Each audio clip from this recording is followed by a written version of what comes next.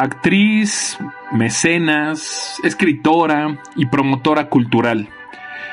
Ella nació en la Ciudad de México el 28 de abril de 1900 y tuvo una muerte trágica por su propia voluntad en nada menos que la Catedral de Notre Dame de París el 11 de febrero de 1931. Me refiero a Antonieta Valeria Rivas Mercado Castellanos, la segunda hija del arquitecto Antonio Rivas Mercado y Matilde Cristina Castellanos Jaff. Amigos y amigas de Bronce, soy Audiel Hernández y como cada semana les doy la bienvenida a su podcast El Bronce que Vale Oro. Un espacio pensado para resaltar la grandeza de la raza de bronce, es decir, enaltecer los logros de mexicanos y mexicanas que han provocado eco en el mundo a través de su dedicación y esfuerzo. Pero también les hablaré de nuestros atractivos turísticos, de los festejos que nos dan identidad, de nuestras tradiciones y riqueza culinaria y más, mucho más. Es momento de olvidarnos, al menos por un momento, del peso de la rutina diaria y revivir el orgullo por haber nacido en nuestro México lindo y querido. Desde muy pequeña y gracias a la fortuna de su padre, Antonieta recibió la mejor educación que una mujer en México podía recibir en esa época. Y para muestra basta un botón. Pues Antonieta dominaba el idioma inglés, francés, alemán, italiano y griego. Todo esto desde muy jovencita. Por cierto, su padre fue el arquitecto responsable de erigir la columna de la Independencia, o como la mayoría de nosotros la conocemos, el Ángel de la Independencia.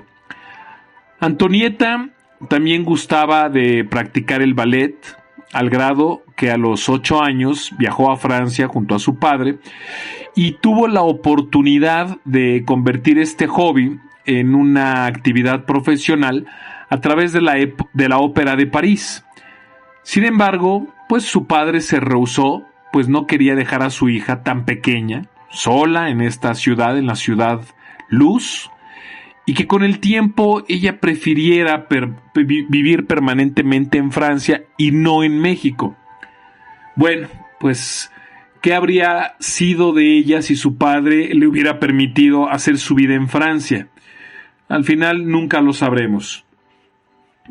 En sus primeros años, la vida de Antonieta distó mucho de ser color de rosa, pues apenas a los 10 años estalló la Revolución Mexicana y con todos los conflictos políticos, sociales y económicos que eso significó. Pero además, también debió hacerse cargo del hogar familiar, pues su madre los abandonó a ella, a su padre y a sus 2 hermanos, para irse a Europa junto con su amante. El 27 de julio de 1918, cuando ella tenía 18 años, se casó con el británico Albert Edward Blair, quien tenía inclinaciones conservadoras y que además participó en la Revolución Mexicana, pues era amigo de Francisco y Madero, es decir, sus preferencias políticas eran contrarias a la de Antonieta y ya un punto negativo para ellos como matrimonio. Al año siguiente, ella dio a luz al hijo de ambos, Donald Antonio, y 2 años después el matrimonio se mudó a Coahuila para vivir en el rancho de San Pedro de las Colonias, era el nombre de este rancho, propiedad de Francisco y Madero, donde Antonieta llevó una vida campestre por un corto tiempo. Muy pronto, su matrimonio demostró no funcionar y ella regresa a la Ciudad de México, a su casa paterna, donde aún vivían sus hermanos Amelia y Mario, para retomar su vida desde otra perspectiva. En un principio, Albert, su marido, la busca para tener la reconciliación, pero jamás ocurre, debido en parte a que Albert participaba, como lo mencioné, en la vida activa en la vida política del país de forma activa y desaprobaba las ideas de Antonieta, además de todo la amistad que ella mantenía con Diego Rivera, famoso pintor conocido por sus inclinaciones nacionalistas y socialistas. Bueno, a su regreso a la Ciudad de México, ella también se hace amiga de un gran pintor de esa época, hablo de Manuel Rodríguez Lozano, quien la introdujo en los círculos artísticos, especialmente al grupo que se hacía llamar Los Contemporáneos. Es decir, Antonieta ya tenía una inclinación por el arte. Lo comprobamos a partir de sus conocimientos en los idiomas. Pero había algo más, había estas inquietudes que ella siempre había demostrado y encontró, a partir de la amistad con Manuel Rodríguez, pues esta puerta de entrada para conocer a los contemporáneos y con ellos un abanico de posibilidades artísticas que la sedujo de inmediato. El tiempo que ella pasó en Europa y la influencia que generó también en ella el teatro de vanguardia de París despertaron su inquietud para promover en México el teatro o un tipo de teatro que renovara la escena mexicana, pues marcada por el acartonado nacionalismo, o sea, una renovación total del teatro que se estaba acostumbrado en ese momento. De esta forma, Manuel Rodríguez la convenció para que apoyara, con la fortuna de su familia, precisamente al grupo de Los Contemporáneos, para poner en marcha el Teatro Ulises, que a pesar de que tuvo pues una vida relativamente corta, influenció de manera súper importante el teatro en México por su corte experimental y de vanguardia, y generó múltiples reacciones en la crítica poco acostumbrada a obras extranjeras y propuestas alejadas de la oficialidad y el nacionalismo. Pero eso no fue todo. Antonieta también financió otros proyectos culturales, como lo fue fundar la revista Ulises y Contemporáneos, otro tipo de revista, la publicación de la noveleta de Javier Villaurrutia, Dama de Corazones. Ella también financió la publicación de la novela Como Nube de Gilberto Owen, la publicación del libro Los hombres que dispersó la danza de Andrés Enestrosa, financió varios conciertos sinfónicos y formó el patronato para la Orquesta Sinfónica de México bajo la dirección de Carlos Chávez. Es decir, una entusiasta de las artes, pero eso no fue todo. También hizo su parte en cuanto al tema artístico, no únicamente financiero, ya que por cuenta propia escribió y tradujo obras de teatro. Fue la autora de la primera adaptación teatral de la novela de Mariano Azuela, Los de Abajo, representada en 1929, y con el tiempo también se interesó por participar activamente en la política. Entonces tuvo también ahí una intervención importante, al grado que fue parte de la campaña vasconcelista de 1929, y de esa experiencia a su vez ella escribió Crónica de la campaña política de José Vasconcelos, que también con el tiempo demostró ser un documento revelador, un documento que deja ver detalles de las campañas presidenciales de aquel entonces, donde pues también existían los amaños, donde también existían lo que ahora queremos conocer como democracia, pero que en ese momento ya había fuertes cargas políticas, sociales, influencias negativas también para este tipo de temas.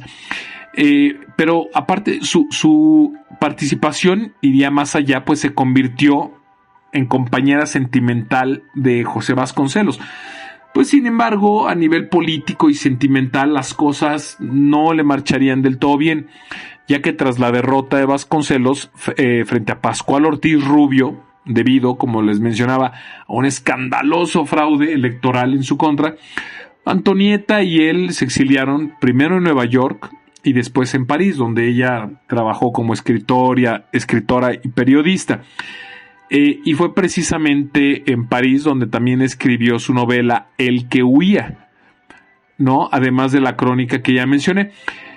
Sus crónicas políticas no serían publicadas hasta años más tarde, debido a que pues se quitó la vida a los 31 años de edad.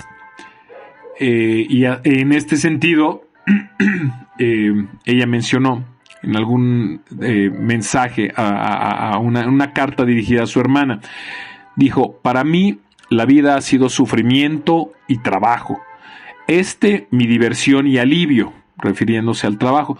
Nunca he podido llevar el alma ligera, siempre me ha sido pesado algo y en verdad a nadie le deseo destino semejante.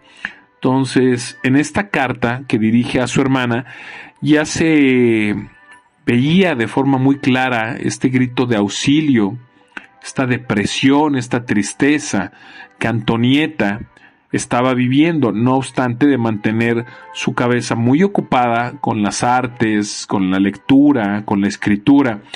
Y bueno, ¿cómo ocurrió su muerte? Después de una discusión con Vasconcelos en la habitación del hotel en París donde se hospedaban, y convencida de que su amor por él nunca sería correspondido de la misma forma, Antonieta tomó a escondidas la pistola que José Vasconcelos guardaba en un portafolio, se dirigió a la catedral de Notre Dame, se sentó en una banca frente a Jesús crucificado y se pegó un tiro en la cabeza. Reitero, tenía 31 años cuando cometió este acto suicida. El legado cultural de Antonieta es extenso. Para empezar, su vida y trágica muerte inspiraron la cinta Antonieta de 1982, dirigida por el español Carlos Saura, y con la actriz francesa Isabelle Adjani en su papel principal. Para las celebraciones del centenario de la Revolución Mexicana y el bicentenario, en noviembre de 2010, se estrenó la ópera Antonieta por el compositor mexicano Federico Ibarra Groth en el Teatro Flores Canelo del Centro Nacional de las Artes.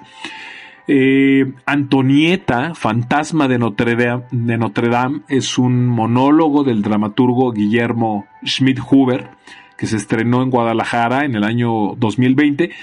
Es decir, Antonieta Rivas Mercado dejó un legado de inspiración, de arte.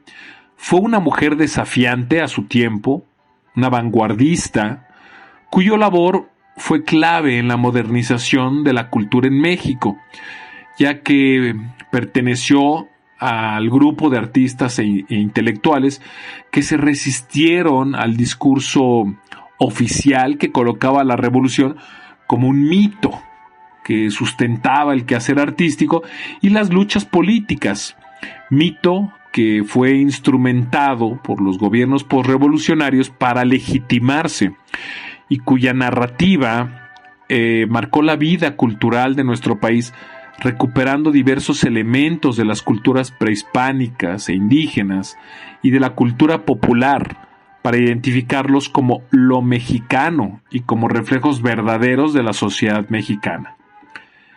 Pero Antonieta no fue cualquier mecenas, pues retó la imagen de la mujer adinerada que se fascinaba por la cultura y mostraba dicha fascinación de manera pasiva, altruista sí, pero pasiva. Ella se definió por su involucramiento activo. Si había que crear un teatro moderno en México, ella no solamente alquilaría y acondicionaría un local, en la calle Mesones en este caso, sino que además participaría en la traducción de las obras, la puesta en escena, en la actuación, en la elaboración del vestuario, en las conferencias de prensa y hasta en la elección del cóctel la noche del estreno.